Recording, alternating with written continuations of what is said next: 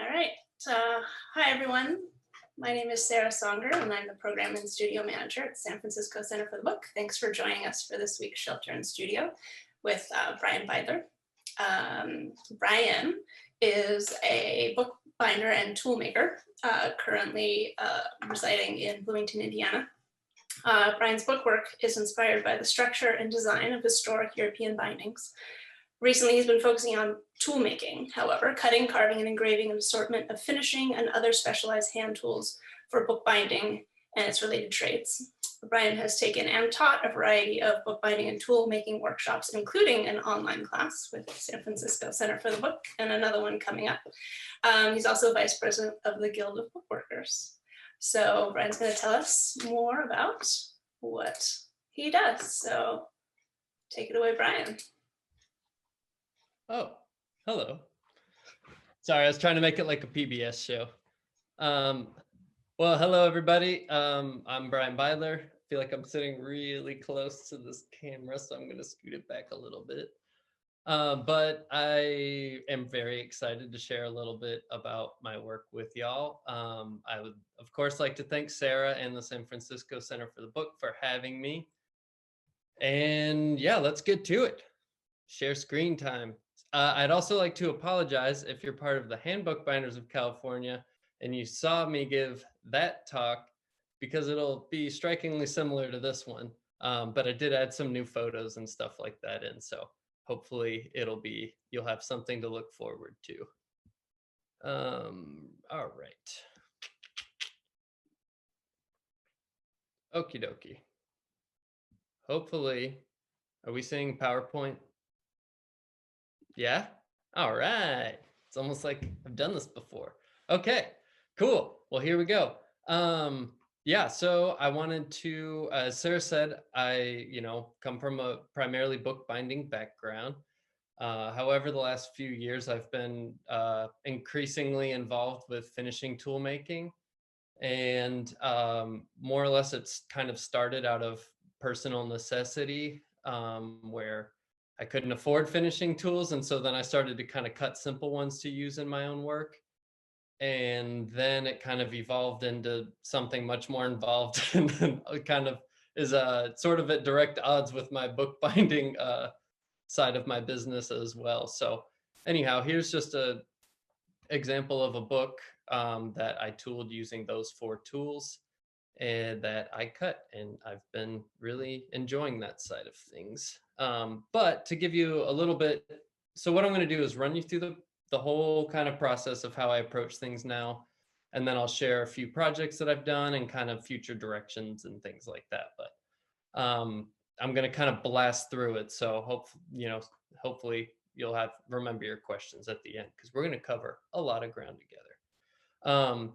But basically, I start out with brass stock of different sizes, and depending on the size of that stock, I will either just file it into a taper. As many of you know, a finishing tool is pretty much just a brass taper stuck into a wooden handle. And so for something larger, you can't really fit like an inch thick piece of brass into a little wooden handle with a hole in it. So what I'll do is I cut that down just by hand with a hacksaw, and it takes a while. I'm probably going to invest in a better way of doing that soon. But you can see here is the taper just with the hacksaw finish, no filing or anything at this point. But then I will clean that up a little bit. Once this clicks, there we go. I will clean that up with a file. And you can see obviously the face of the tool is still stuck to that giant block of brass there in the photo. And I don't really fuss too much about the bottom like inch or so of the tool. I find that leaving a coarser finish on that is really going to help it grab the wood a lot more once the tool is kind of shaped up. So you can see that bottom inch isn't really dealt with, so don't judge me too harshly. I can see your face, Sam. No, I'm just kidding. Yeah, so now it's time to kind of get the face of the tool worked out. Good Lord, there we go. So I start out kind of with a coarser file. This is the next step, which is a fine file. And I'm just kind of defining that dome, which allows you to get more pressure per square inch on each part of the face of the tool. And I do all that by hand with a little file. You can see that is, once again, just that file finish. And at this point, I'm ready to actually transfer the design of the tool and hit the full throttle. Um, and I wanted to share this because this is sort of the, I guess, obviously that tool has already been cut, but the taper itself this is kind of what is going on, I guess, under the hood, so to speak. And I'm cutting those little, I guess, notches to help keep the tool from popping out, because that's the worst. So there we go. So at that point, I pretty much jump between, on the left-hand side, you can see my little engraving nook. And then on the right-hand side, you can kind of see three different files. One is about almost a foot long and very coarse. Then the one in the middle is a lot finer. I think it's Swiss Cut 2, if anyone's really curious. And then the last one is just a teeny tiny little triangle file, which is probably my favorite file that I have. But yeah, so what I kind of do is I will cut the outline of the design. You can see I'm not great with pen and ink, but as long as you kind of know where things are going and then cut perfectly with the graver, it's not really that big of a problem. So you can see here, I'm just kind of outlining the tool so I know where things are headed, and then I'm going to file that perimeter. So you can see here, the right-hand side is that exact tool from the previous slide, but finished and mounted in its handle. But in order to accomplish those really deep filings, I've recently acquired a little hand vise, which is in the left-hand photo. And that allows me to file at like a really, really nice angle to kind of give you those good sight lines for when you're actually using the tool. And that's a view off my porch. This is a pretty common sight, is my dog sitting in the yard trying to get me to throw a pine cone. But more importantly, at least to me in this moment, is the leg vise with the tool in it. That is like a just kind of standard blacksmith's leg vise, I think, or post vise or something.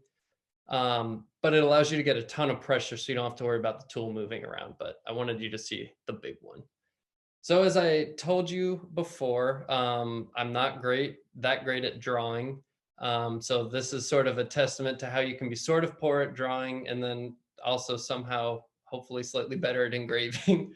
But so what we have here is I kind of approach commission work in one of two ways. It's more or less like, if you want something specific, send me a digital file of what that is, and I cut to that. Or sort of tell me some people will say, well, I really like the tools that you make, and I want a chicken. So then I just try my best to make what I think they might want as a chicken, but they sort of give me creative license. And so this is that case.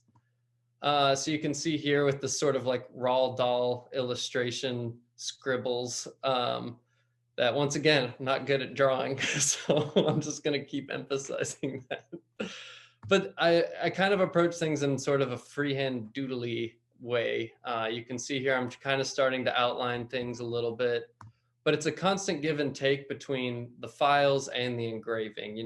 Once I get the outline more or less honed in, then it's time to play with engraving. But then sometimes that'll inspire me to fiddle with the files a little bit. So, I just kind of keep going back and forth. These are in between runs outside to file things, and more or less end up, settling on, well, this is what I ended up settling on.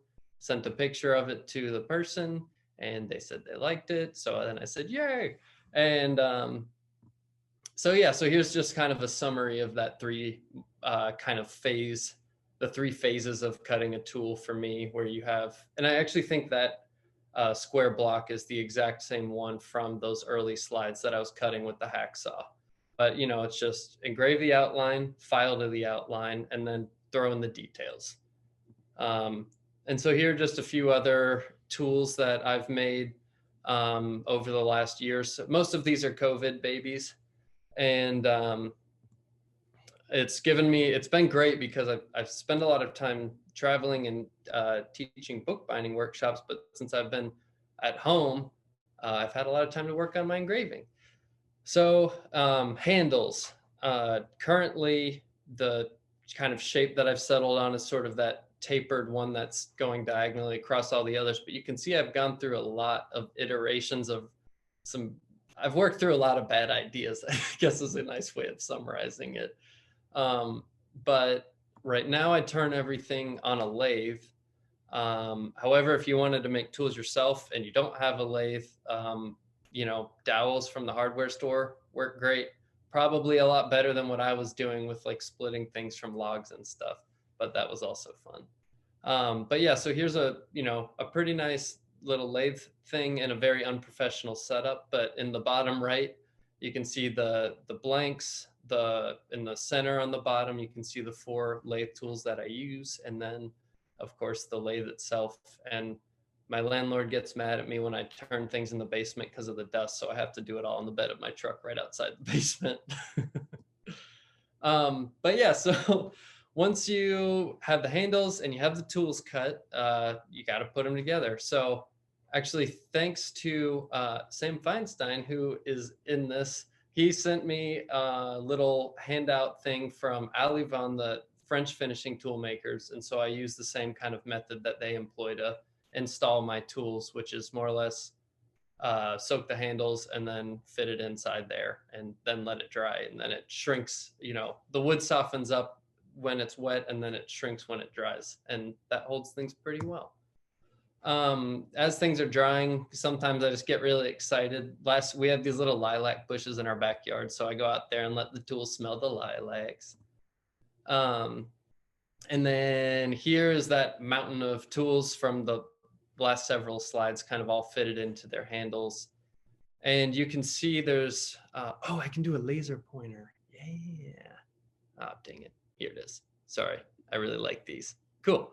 Yeah. So you'll see this tool, this tool, this tool, and this tool on a book in just a little bit. But in terms of inspiration, I really love old books, as many of us do. And so a lot of times I will use them as kind of little study points for me. It's really, really handy for learning, you know, engraving. I took a week-long class and that was kind of how I got the foundation. But in terms of really trying to grow like my line work and figure out how to make things look nice, looking at old tool impressions is a great way to go. And so it's been really fun learning from those, and also just gives me a greater appreciation for the craftspeople who are making this stuff back in the day, because I don't know how they saw what they were doing. It was amazing. But I also wanted to make my little man in the moon happier looking, so I gave him a sly smile rather than that frowny moon. Sometimes as well, you know, drawing inspiration from old books once again, I will look at how the material has kind of affected that tool impression. So whereas that little tail from the little will-o'-the-wisp on the book spine was one solid piece, the way the leather cracked, it kind of split it off and gave me this image in my mind of like a crackling flame. So when I cut something kind of based off of that, I ended up turning it into like a tiny little campfire. I also love patterns. So I'm really inspired by looking at a bunch of different artistic traditions and seeing how you can simplify patterns or build up complex patterns from single tools. So for instance, that little X in the bottom is just one, all of those designs are just that same tool rotated and used in different ways. I've been getting into making wheels. Here's a little video of me using my metal lathe, which my landlord doesn't know about yet. So here I'm turning a little teeny tiny wheel, which you can see it taking passes. Metal lathes are scary. But that's a little tool that it ended up on. Yeah, and that's my dog pouting, as per usual. But I forget, I think they're called farthing wheels or penny wheels or something like that. But that's what that is. And they're very, very tricky to make it so that they don't stick. So that's been an interesting learning curve. But this is kind of the wheel size that I really like now. It's about 1.5 inches. I have an old Aluvon wheel that's that size, and it's really handy for doing like run up spines and stuff like that for that kind of gilding work. And yeah, my early forks I was making all by hand by using a hacksaw and files, my go-to, and it took forever. And but now it's nice because I have someone who forges those for me, and that's been really a big time saver. But so that's a finished wheel that I cut, and this is kind of my current iteration where they're interchangeable on the same fork, so you can get a bunch of different wheels and all. You know, it's not a new idea or anything, but it is quite handy. So I just wanted to share a couple little recent designs that I've been working on lately over the last few months. You can see the fish in the top right is was for Sam Feinstein. Sorry, I keep pointing you out, but also, oh, he's got it there. He's also in my window for some reason, so there you have it. And then, you know, another chicken tool, which was commissioned because of that first chicken tool that I did. And then the bottom left hand little skull is based off 18th century like gravestones that I've seen. And I thought it was kind of funny because those are supposed to be wings coming out of its head, but it also sort of looks like some kind of 18th century wig or something like that too, maybe. So I kind of like that double meaning, or sorry, yeah, looks like two things. That's what I'm trying to say. The top left tool is a historic tool that some people might recognize. I've heard it called the hedgehog tool. The middle one is I was throwing the ball for my dog and saw this little piece of grass sticking up and sort of drew inspiration from that exact piece of grass that's in the picture. And people sometimes ask if I have done handle letters, and to date, that is the only handle letter that I've done, which is a giant I. And I don't even know if it counts because it was a Roman numeral to be used as a number. So, but come on, where are you? There we go. I also have had the pleasure of recreating some Sybil Pye tools, who, just in case you don't know, she was a late 19th or early 20th century binder and did some really, really cool work. And my friend and fellow bookbinder, Erin Fletcher, has been commissioning me to recreate her collection of tools. And that's been really, really fun and rewarding. For my own work, sometimes a client will want something specific. So that's like based off some 19th century trumpeter angel. And then that was a set of 4 boxes that I made to house some old South Carolina books. And then also those are those leaves I pointed out earlier. And sometimes I just really like going crazy with that, doodling around with gold. And yeah, so then of course there's the intro to finishing tool making coming up at the San Francisco Center for Books, or for the book, for book. Anyway, sorry. But yeah, so these are tools that all came out of the workshop from January, so you can kind of see what we'll be covering in there a little bit. I also host a podcast. Speaking of Erin Fletcher, she was on one of our early episodes, but it's hosted by my friend Amy Umble, who's a woodworker, and we just interview all different types of craftspeople from all over the place. So I figured I would share that. And in case you're wondering, I also love knitting, but I just wanted to thank you all so much. So yeah, that's it. I hope it wasn't too much too fast, but thank you all. I really, yeah, I can't believe people like listening to hear people talk about me talk about this stuff. So Of course. Hey, will you stop the screen share? And I've got some questions for you. Oh, sure. All right, yeah, the laser pointer. Oh no. Okay. All right, there you are.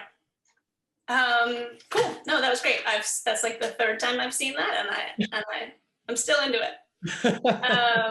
So Lori wants to know if you got into all of this with like a tooling or woodworking background. I think she maybe means tool making, metalwork, or did you just kind of like, I need tools, I'm going to figure out how to make tools? Definitely the latter one. It's yeah, I took a few art classes in college and stuff, but other than that, I mean, I pretty much in terms of like my art background has all been book related, and then stumbling blindly with a very stubborn will to try to figure things out. Like, I'm gonna buy an enormous lathe and put it in my pickup truck and teach myself how to use it without cutting my fingers off. Yeah, although I did get lucky with that one, and I found a machinist in town who resurfaced a little anvil for me, and he very generously had let me go and work in his shop for a little bit, and so I would help him on some projects, and then he'd show me how to use things, and he helped me rebuild it so that it wouldn't kill me when I plugged it in, because it was wired very poorly, and I didn't want to get electrocuted. Oh, it looks really nice, actually. Okay. Sam wants to know what graver you use to get the very fine details cut deeply into the face of the tool. Ooh, 1 second. Good question, Sam. He needs props. Yeah, so he's teaching another finishing tool workshop in May. So if all this is interesting, then he does a lot of this, running to get things in the class. I try to have them on the table most of the time. So this is a little square graver, is what, and it's just the heel of it, the bottom cutting part is a 90-degree angle, and then I also use a onglet, which is just a narrower one for really getting in those teeny areas. As you can see, they're not in their handle right now. The handle's stuck to a little tube that connects to an air compressor. So it's like basically a teeny little jackhammer that's run with like a foot pedal. And then I also use a rotary tool, like a Fordham flex shaft is the one that I use, but basically like a Dremel. And I have it's like a little ball on the end of it, like a little, I think it's 1/3 of a millimeter. And so it's really teeny tiny, and that's really handy for hogging out, like, for instance, the eyes on that skull or something like that. Mm-hmm. Lori also wants to know the sizes of the tools that you're making. So, I mean, there's a range. Sure. Is there something that's too big? So far, the biggest thing I think I've made is like around 1 inch or so square. And actually that hawk that you saw was one of the bigger ones. That was probably, I think it was 1 inch blank, and then a little bit smaller once everything was said and done. But I mean, most commonly, I would say anywhere from like 3/16 of an inch to a 1/2 inch are the most common sizes that people want. But I mean, I'll try anything once. So, if you have some crazy ideas. But I did want to say that I did take that beginning engraving class from this place in Kansas, GRS Training Center or something like that. But so in terms of my artistic background, I can't pretend like I taught myself engraving or anything like that. So I did have a week of that. Fair enough. We won't think too highly of you. Yeah. Holly wonders if you're still making sealing wax and handmade papers. I have not made any sealing wax for a while, and I don't currently have any plans to do more of that anytime soon. However, I do have some chunks of it left. If anyone really needed some, I might be able to part with a piece. Yeah. And you're mostly, I mean, on your website, which I put in the chat, people can see some of the other tools. You make other tools besides finishing tools. Are you mostly focusing on the finishing tools these days? Are you still making the other? The finishing tools are increasingly becoming a larger and larger part of what I'm doing on a daily basis. However, I do plan to continue, and I'm actually about to start another batch of those dividers with the little paddles on them. And I love, so I'll continue making those, definitely. And then I love those little corner jigs as well, the little triangle-y L things that are stuck together. Mm-hmm. Sorry, I'm really eloquent today. Yeah, well, I think we all understand. Everyone appears to be following. Yep. Um, uh, Briefly going back to process, do you always cut away from larger stock, or do you ever solder the face onto the shank? I currently always cut from the larger stock. I don't know. I'm not a metallurgist and I won't pretend to be one, but I really like the way that historic tools were all made from one piece. I'm slowly working towards getting a casting setup so that I can cast blanks of a bunch of different sizes. So that's my goal where I'm headed, but I mean, besides the, trying to make something that's really functional, I like the tools as objects, like as tiny little sculptures. And I think seeing those little like file lines, or maybe like the tang of the tool kind of goes like that, just like a teeny bit or something. So that, like, those little characteristics all kind of give it a certain, I don't know, appeal to me. And so I hope people don't mind that. But yeah, so I have no plans of doing the soldering thing because I just really like it when it's all one piece. Yeah, no, why not? This is probably a bit of a long story. We know how you ended up, you started making tools because you need them for bookbinding. What got you started in bookbinding? Oh, good question. I well, I mean, I can tell you how I started, but I can't necessarily tell you why I started, if that makes sense. Okay. But I was in high school in an art class, and we were supposed to do some project that we didn't end up doing. That was like taking an old library discard and like cutting it into some sculpture. And I remembered thinking, I want to do the exact opposite of that, where I start with the pages and I make a book. And so that kind of stuck in my head for a couple of years until when I was in college at the College of Charleston, South Carolina. I was reading an old book and the cover tore off, and I was like, I know they have some like magic tape or something in the library to help me fix this. And which of course now is kind of hilarious that I was like, oh yeah, tape, that's great. Uh, but yeah, so they introduced me to Marie Ferrara, who was at that time the head of special collections and also had been doing, like kind of part-time bindery stuff for a few decades. And she very generously, I found out she could bind, and I like dropped on my hands and knees and I was like, please teach me.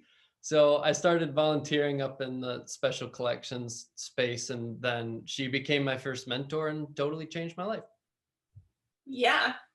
So a torn library book. Yes, I still have it somewhere. Wait, you And the stole it? Huh? No, no, no. It was my own book that Oh, it's your own book. no, no, no. Yeah. No, no, no, no. It was, yeah, it was an old book, and it was one of those like early 20th century ones, when people call you for book repair and they're like, I have a really, really old binding. It was one of those. Uh-huh. And yeah, so the cover fell off and I ended up never fixing it. So I still have it without the cover on it. That sounds about right. Awesome. Well, I think we're just about out of time. I know some people wanted to see your mini jackhammer, but it's in the other room, and that's probably another hour's worth of. If anyone wants to, get a little seasick, I could walk this over there just super quickly, or would that be too bad? Oh, sure. Close your eyes if you're gonna get queasy. Here we go. Taking us on a field trip. Whoa. Backing us into the tiny nook. I also call it my hoarding nook. Sorry, the internet might be bad, but here's the handpiece. And these are all interchangeable, which is handy. And so it fits into there. And this right there is what hooks up to. And then that has a tube that I fed through the AC ducts into the basement, and that hooks up to the air compressor. So it's nice. Foot pedal. Yeah, and then the little foot pedal on the ground. So when you hear it, yeah, it sounds like maybe a dental tool out of a horror movie or something. Just like nee, nee, nee, nee, nee, nee. Inspiring. Awesome. Well, thank you so much, Brien. There are lots of comments about thank you for showing us your beautiful work, and People enjoyed the presentation Cool. and your Thank you so much. enthusiasm as always. So thank you all for coming. Next week, we'll be talking with Brian Kring, who's a graphic designer and paper artist in Oakland. Ooh, And I hope to see you there. So thank you all for coming. thank y'all so much. Thank you.